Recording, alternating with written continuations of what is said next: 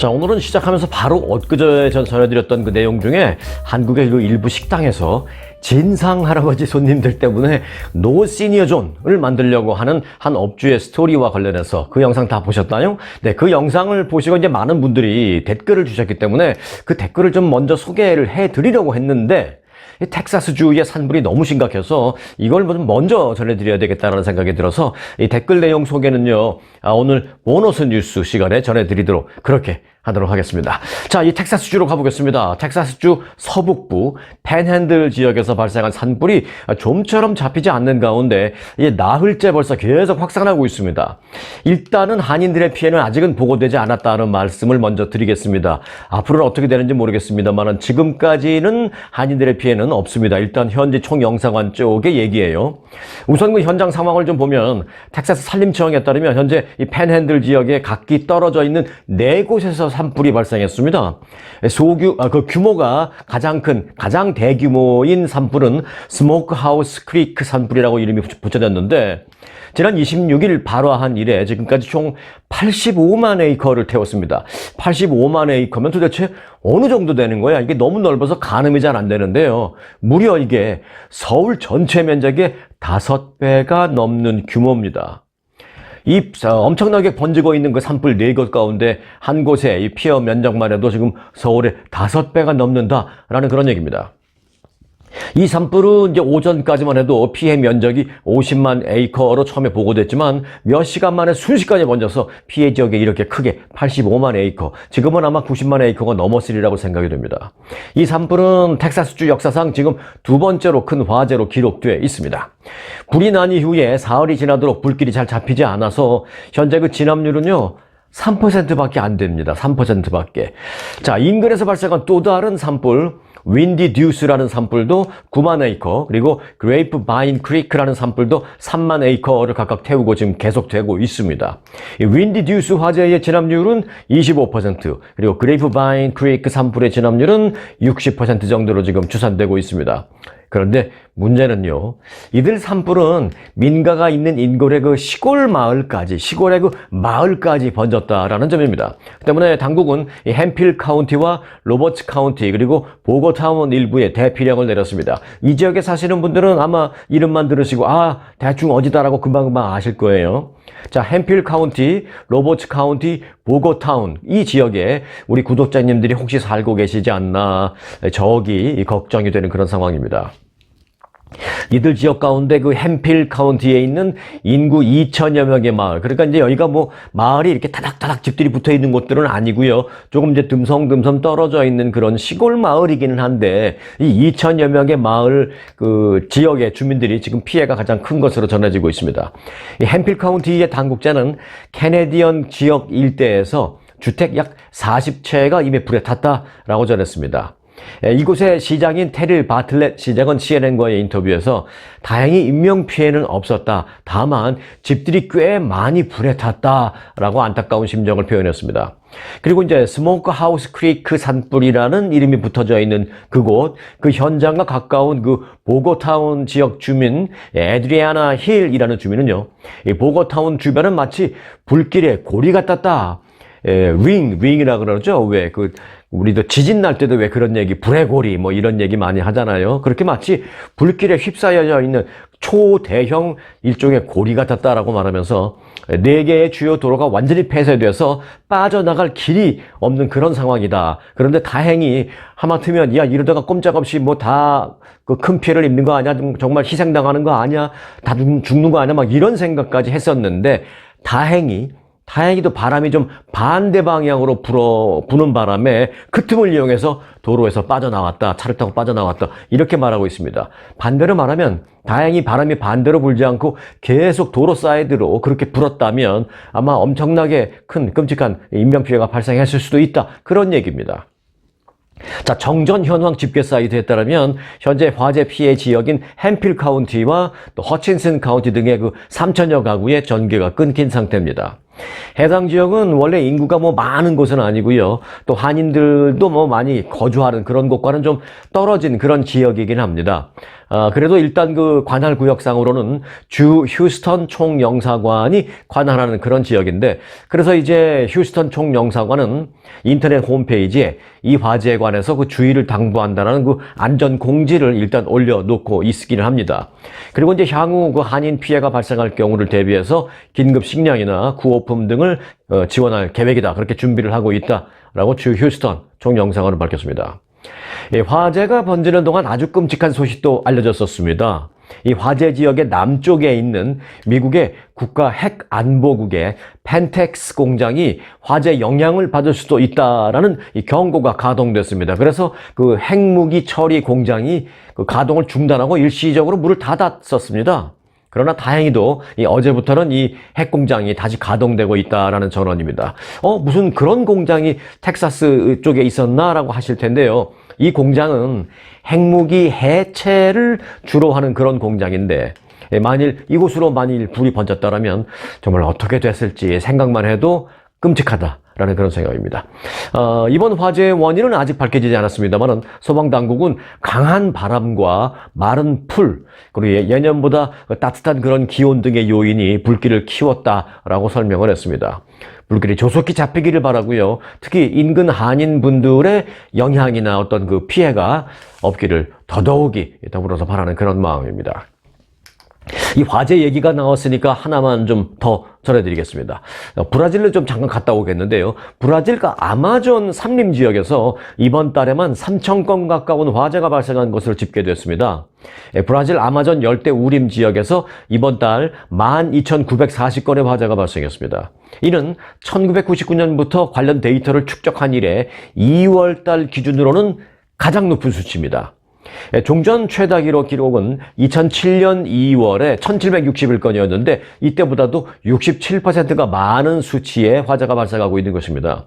브라질 열대림에서 화재가 발생하는 건 사실 어느 정도는 자연스러운 일이긴 합니다만은 이같이 비정상적으로 많은 화재 발생 건수는 일정 부분 사람에 의한, 즉 인재라고 볼 수가 있습니다.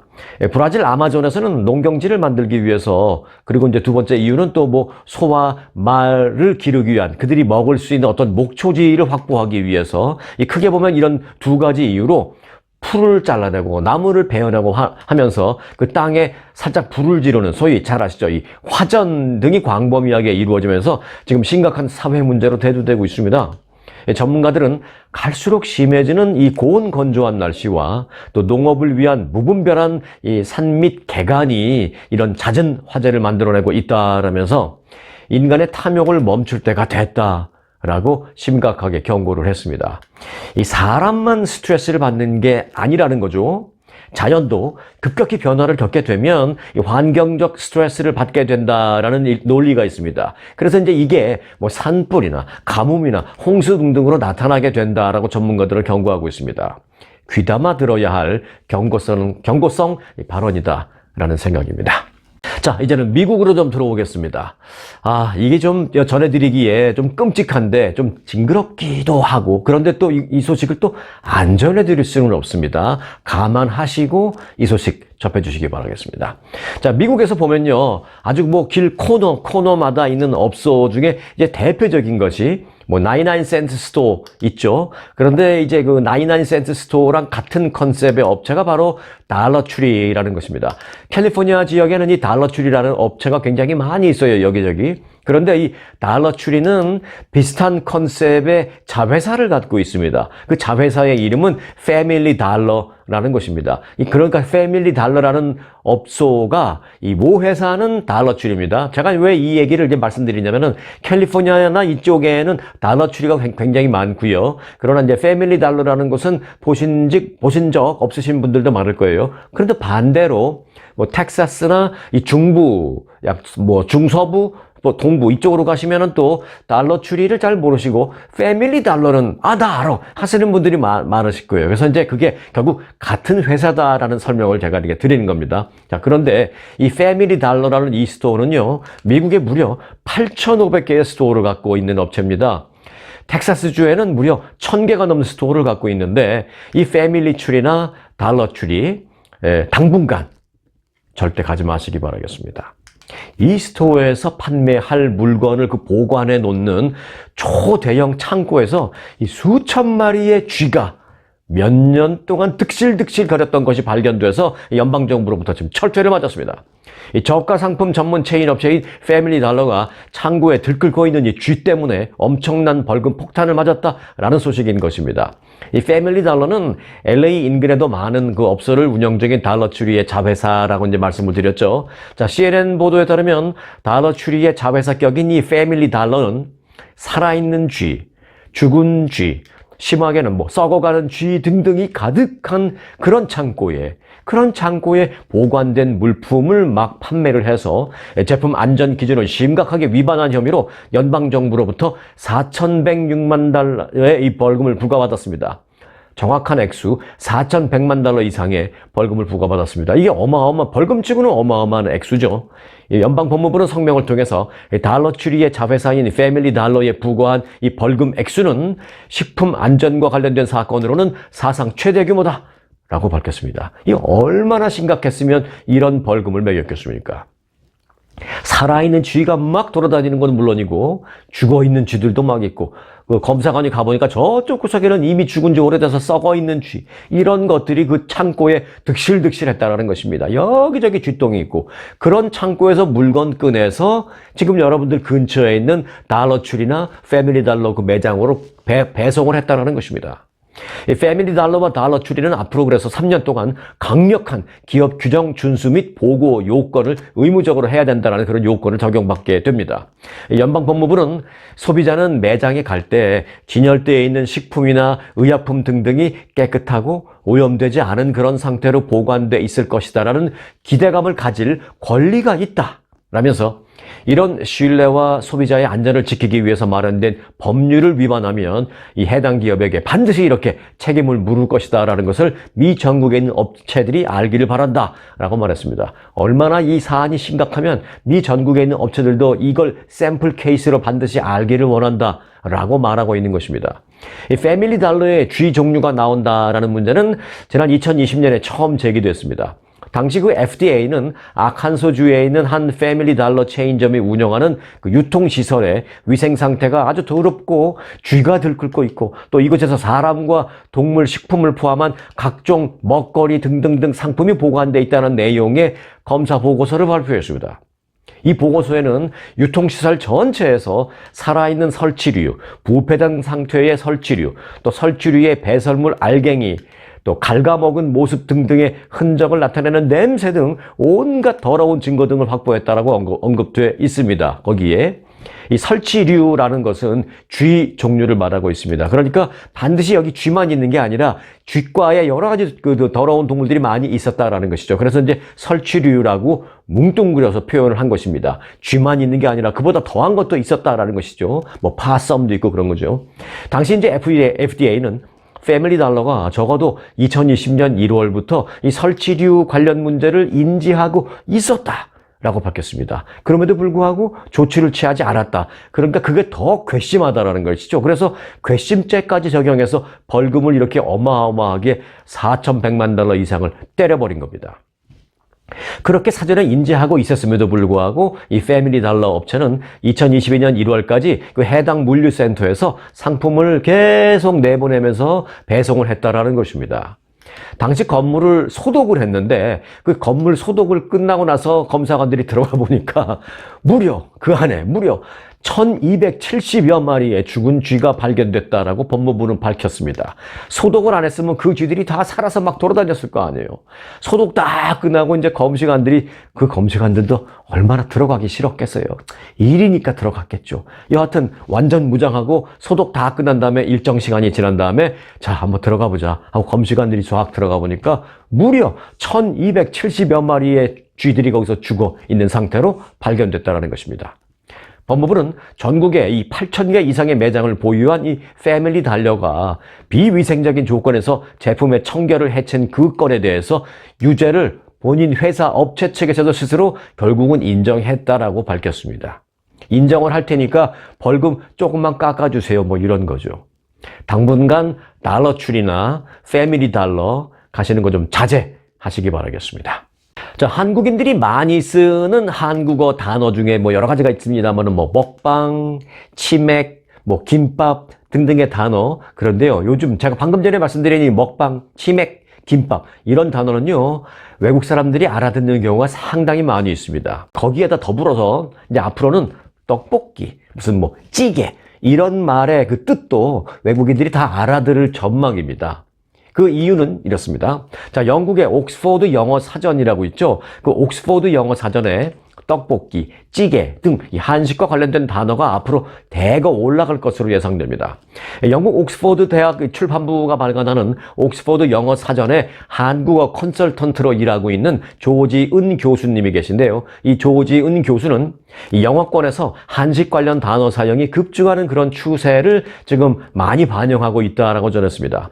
이 조지은 교수는 오징어 게임에 등장한 달고나라는 단어와 또 한국 드라마를 통해서 많이 알려진 떡볶이, 또 찌개 등도 올릴 것으로 검토하고 있다라고 전했습니다. 그런데 이거를 이제 영어 스펠링을 쓰지만 한국어 발음 그대로 쓴다라는 것이죠. 뭐 떡볶이는 뭐 DDUK 뭐 이런 식으로. 자, 조지은 교수는 앞으로도 이 한국 음식 단어들이 줄줄이 더 올라갈 것 같다라면서 실제로 영국의 초, 중, 고등학교 학생들도 이 한국 문화에 대해서 얘기를 해보면 한식에 관심을 갖고 있는 학생들이 굉장히 많다라고 전했습니다. 그러니까 뭐 먹방, 치맥, 김밥 이런 것은 뭐 이미 다 알아듣는 것이죠. 떡볶이도 알아듣는 것이죠. 실제로 이미 그 고급 영국의 그 고급 백화점 식품관에 가보면 그 진열대를 보면 딱 북한이 이제 비빔밥 모양 샘플이 딱 있고요. 영국 음식도 있지만 그 옆에 비빔밥이 딱 있고 그 밑에는 그 영어 스펠링으로 BIBIP인가요? 뭐 비빔밥 뭐 이런 식으로 한국말 발음 그대로 영어로 써놓고 있는 그런 경우도 있습니다. 그러면 영국 사람들이 보고 아 비빔밥 하면서 사 먹는 거죠. 김밥 마찬가지입니다.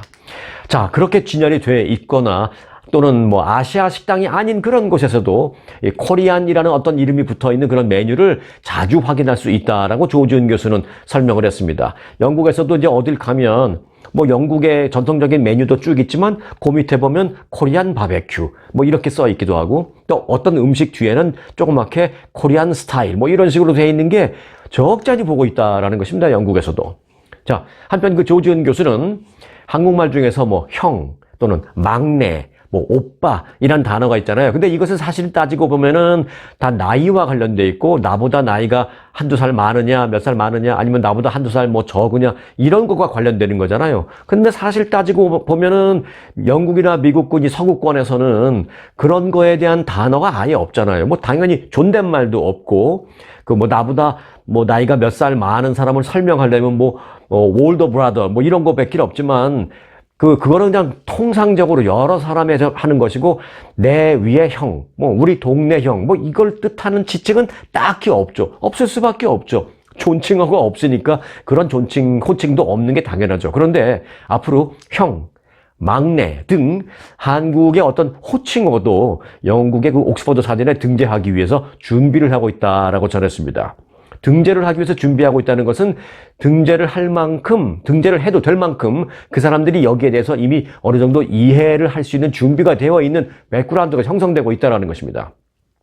이 역시 한국 드라마의 영향이다라는 게 조지은 교수의 설명입니다. 한국 드라마에서 보니까 뭐 남자들의 경우 형 이렇게 부르는데 이 사람들이 궁금하니까 자꾸 나오는 단어니까 아니 형이라는 단어가 자꾸 내 귀에 들리는데 그게 무슨 뜻이야? 라고 한국 사람한테 물어보면 설명해 주겠죠.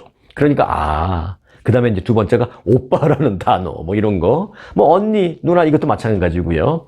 자, 한국어가 그래서 영어의 어떤 그 지평을 넓히고 있는 셈이다라고 설명했습니다. 이 무슨 뜻이냐? 영어에는 없는 어떤 호칭을 한국어 단어로 사실상 느낌을 가질 수 있게 영어가 이제 호칭도 없고 존칭어가 없지만 그럼에도 불구하고 영어권의 사람들이 어떤 표현을 알 수는 있도록, 느낄 수는 있도록 그렇게 영어의 그 지평을 넓혀주고 있는 게 한국어다. 그렇게 분석을 하고 있습니다. 이미 그 지난 2021년에는요, 앞서 말씀드렸던 먹방이라든지 뭐 치맥 또는 김밥 그리고 이제 먹는 거와는 관련이 없지만 한 가지 더 대박. 이런 그 한국어 단어 무려 26개가 이 옥스퍼드 영어 사전에 이미 올라가 있는 상태입니다. 자, 기분 좋은 소식을 전해드렸는데요. 이번에는 다리 떨리기 전에 가슴 떨릴 때 떠나자 라는 취지로 잠깐 2분 여행 칼럼을 전해드리겠습니다. 그 LA의 아주투어 박평식 대표가 전하는 2분 여행 칼럼 들으시고 그 다음에 보너스 뉴스 오늘 댓글쇼로 이어드리도록 하겠습니다. 여러분 안녕하십니까. 오늘은 발칸 유럽을 소개하겠습니다. 발칸 유럽은 발칸 반도에 있는 땅을 발칸 유럽이라고 하는데요. 발칸이라는 말은 옛날 그 튀르키예어로 그냥 산맥이라는 뜻입니다. 그러니까 뭐냐면은 튀르키예에서 그 오스만 투르크에서 유럽 서유럽 쪽으로 갈 때에 산이 있기 때문에 그 산맥을 그 발칸이라고 불렀다는 건데요. 근데 그 지역에 있는 나라들이 여러 개가 있습니다. 참 많습니다. 저기 유고슬라비아 하나 있을 때는 나라가 그냥 몇 개가 없었는데 유고슬라비아가 그냥 없어진 뒤로는 여러 나라로 분열됐습니다. 그래서 그곳에는 뭐 세르비아라든지 또 불가리아, 루마니아 나라들, 특히 이제 크로아티아가 가장 볼거리가 많은 나라 중에 하나입니다. 크로아티아에는 그 가장 유명한 것 중에 하나가 두보르보닉이 아주 유명한데요. 두보르보닉은 그 자체만으로도 아주 아름답고 그것은 옛날부터 무역의 중심지라서 강대국들이 탐을 내던 땅이었습니다.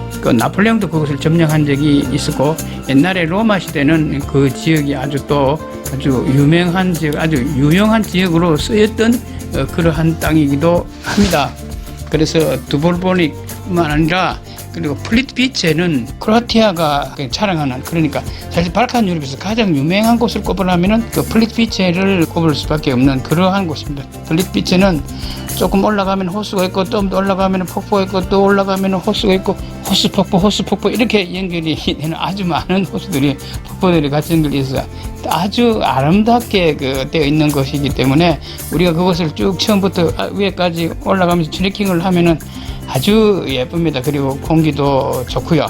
그래서 플리트비체가 아름다운 곳이고 또 슬로베니아를 가면은 블레드 호수가 아주 유명한데 그 블레드 호수는 호수 한가운데 조그만한 섬이 있는 것이 또 아주 유명합니다. 그래서 슬로베니아는 사실상 발칸 반도의 끝자락, 그러니까 동유럽에 거의 붙어 있는, 오스트리아와 거의 붙어 있는 그러한 곳입니다. 그래서 발칸 유럽 중에서는 가장 잘 사는 나라, 가장 먼저 현대화하고 서구화했던 곳이 또 슬로베니아입니다. 그래서 지금도 발칸 유럽 중에서는 가장 잘 사는 나라가 슬로베니아가 되겠습니다. 여러분, 크로아티아 하면은 축구로도 유명하죠. 그래서 우리가 크로아티아 관광을 하게 됩니다. 그래서 어느 때가 좋으냐 하면은 물론 봄, 가을이 좋는데 이번 봄에도 많은 분들이 신청을 하고 있습니다. 여러분, 다음에는 또 좋은 곳으로 여러분께 찾아가겠습니다. 대단히 감사합니다. 자, 계속해서 오늘의 보너스 뉴스 시간입니다. 오늘 보너스 뉴스의 제목은 이렇습니다. No Senior Zone 댓글입니다. 프라이버시 문제상 여러분 댓글 보내주신 우리 구독자님들의 아이디는 좀 생략을 하고요. 여러분들이 보내주신 내용 그거 위주로 좀 전해드리도록 하겠습니다.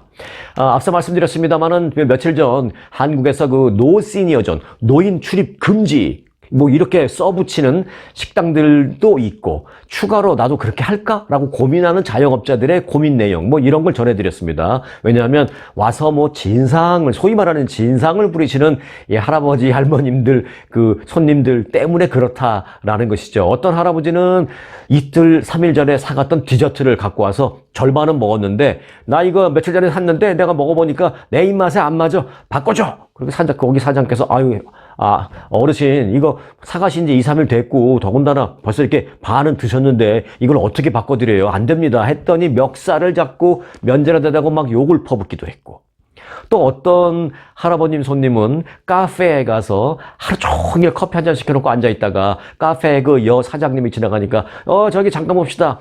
당신이 사장이에요? 네, 그렇습니다. 할아버님 왜 뭐 필요하세요? 말하니까 당신이 여기 사장이구만. 마담이 참 예쁘네. 마담. 마담이라는 게 언제적 얘기인데. 마담이 참 예쁘네. 그리고 또 옆에 앉은 할아버님은 내 마담이 예쁘니까 커피가 더 맛있어. 뭐 이런 식으로 약간 실용적인 얘기도 하고, 이런 것 때문에 그 여사장님은 진짜로 실제로 이미 노 시니어 존 하고 60세 이상 출입을 정중히 거절합니다라고 써 붙였어요. 그분은 못 견디겠다라는 것이죠. 그런 여러 가지 분위기를. 자, 그런 내용을 전해드렸는데, 그런 내용을 듣고 여러분들이 보내주신 댓글이 많이 있어서 그중에 몇 개만 좀 추려서 같이 한번 공유를 하려고 합니다. 자, 한 구독자님은요, 한국의 그 노인 출입 금지 식당, 소위 노 시니어 존에 대해서 이렇게 보내주셨습니다. 노 시니어 존 스토리를 듣고 참 아픈 저의 지난날의 일들이 생각이 났습니다.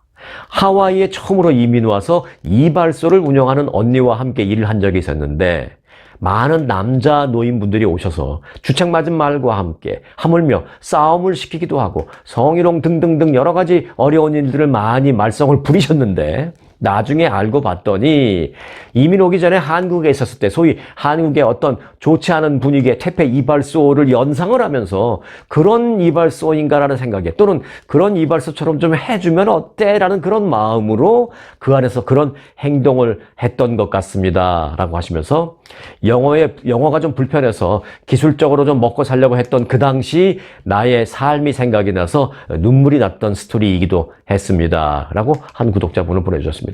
또 어떤 구독자는 미국에서 성희롱은 큰 죄인데도 노인들이 더군다나 이제 같은 한국 사람들끼리인데 같은 한국 사람들이니까 뭐 나를 뭐 소송하거나 그렇게 안 하겠지? 뭐 이런 마음에 마구 그런 행동을 했던 것을 겪었습니다. 일 끝나고 와서 혼자 마음을 사귀고 울분을 사귀고 마음속으로 혼자 울었던 그런 옛날 기억들이 생각이 나서 너무 안 좋았습니다. 제발 어르신들 남에게 민폐 끼치지 맙시다. 라고 써주신 구독자님도 계셨습니다. 또 다른 구독자님은요, 어른이면 어른 대우 받게 잘 나이 먹어야 합니다. 너무 경우 없고 무식하네요. 라고 좀 세게 보내주신 분도 계시고, 또 다른 분은 아름답게 곱게 나이 들어야 가야겠습니다. 라는 분도 계셨습니다. 짧고 임팩트 있게.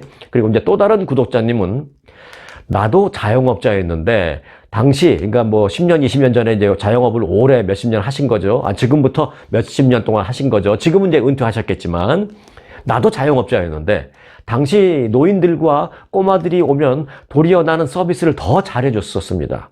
그런데 어느 날 한 젊은 엄마가 데리고 온 꼬마가 매장 안을 마구 돌아다니면서 시끄럽게 떠들고 소위 난리를 치길래 조금 친절한 목소리로 이렇게 시끄럽게 떠들고 막 뛰어다니면 안 된다라고 말렸더니, 젊은 엄마가 왜 애를 왜 귀를 죽이고 그러냐라고 나한테 막 소리 지르고 난리를 쳐서 화가 나서 그 엄마까지 냉정하게 한꺼번에 다 내쫓았던 그런 경험이 있었습니다. 그런 경험이 생각이 나네요. 하시면서 그 꼬마도 아마 지금쯤 한 20살이 조금 넘었을 텐데 사회에 과연 그가 무슨 도움이 되면서 잘 살아가나라는 의구심이 듭니다. 라면서 좀 비난 섞인 그런 댓글을 보내주신 분도 계십니다. 자, 또 다른 분은요, 올해 80세가 됐는데 오죽하면 자영업자들이 노 시니어 존이라고 했을까요? 나도 80세가 됐지만 그러면 안 됩니다. 라면서 나이만 먹으면 어른인가요? 나이만 먹으면 대우를 받는 건가요?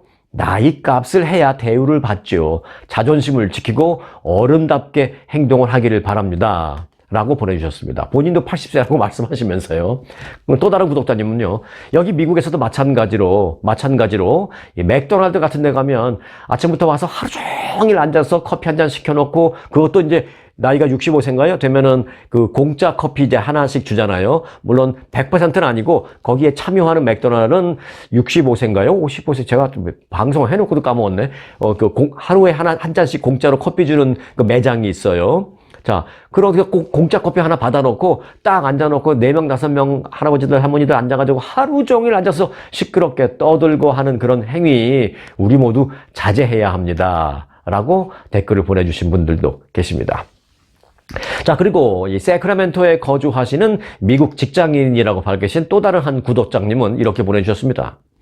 얘기를 들으니까 계속 생각나는 일이 하나가 있네요 하시면서 10년 전에 세크라멘토에서 LA로 여행을 갔던 적이 있었는데 그 LA 가니까 코리아타운의 어느 상가에 무슨 다방이라고 적혀 있었던 곳을 봤습니다. 정말 미국에 살다가 깜짝 놀라서 무슨 다방이라는 말에 너무 웃기고 놀랍고 해서 거기를 들어간 적이 있었습니다. 저는 근데 무슨 다방 말하는지 알 것 같아요. 네, 땡땡땡 다방입니다. 땡땡땡 다방, 8가에 있는. 자, 그런데 한국식 커피숍 같아서 오랜만에 기분이 좀 호기심이 생겨서 가보는 거라 들어가면서 한껏 부푼 마음으로 들어갔는데 한 60대 정도로 보이는 아저씨들 몇 분이 나중에 들어오셔서는 그 직원 여자분에게 커피 가져와! 하면서 반말로 하는데 정말 소름 끼치게 놀랐었던 적이 있었습니다. 커피 가져와! 여기 커피 한 잔 가져와. 여기 물 한 잔 줘봐.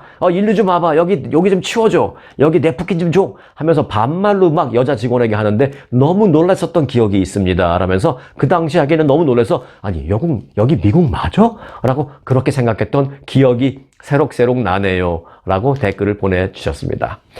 자, 스토리 뉴스에서 노 시니어 존이라는 말 자체를 처음 들었는데 가슴이 서늘하게 느꼈습니다라는 그런 분도 계십니다. 노 시니어 존이라는 걸 한 번도 들어본 적도 없는데 그저께 제가 전해드린 그 스토리를 듣고 그런 게 한국에서는 있을 수도 있나 보다 라고 처음 들었다는 분도 계십니다. 자, 비즈니스 마인드와 전략도 좀 바뀌어야 할 듯합니다 라고 따끔한 말씀 해주신 분도 계시고요.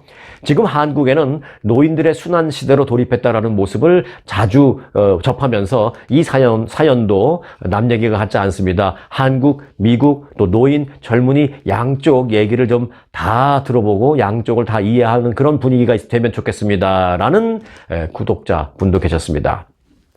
어떤 구독자는요, 내가 오너라면 한 번쯤은 약간의 그 서비스를 해준다라는 그런 마음을 갖고 당시의 상황과 입장을 더 친절히 더 잘 설명을 해드리면서 이해를 구하겠네 라면서 약간 그 젊은 사장님, 젊은 업주분에 대해서 아쉬운 부분을 표현해 주신 그런 댓글도 물론 있었습니다. 자, 여러분들이 보내주신 댓글 내용이 사실 거의 대부분 영상 시청자들의 마음과 다 같을 것이다라고 생각을 하고 있습니다. 댓글 보내주신 분들께 감사드리고요. 저도 잘 참고하도록 하겠습니다. 오늘 영상은 여기까지 하겠습니다. 스토리가 있는 뉴스, 송혜코의 스토리 뉴스 마칩니다.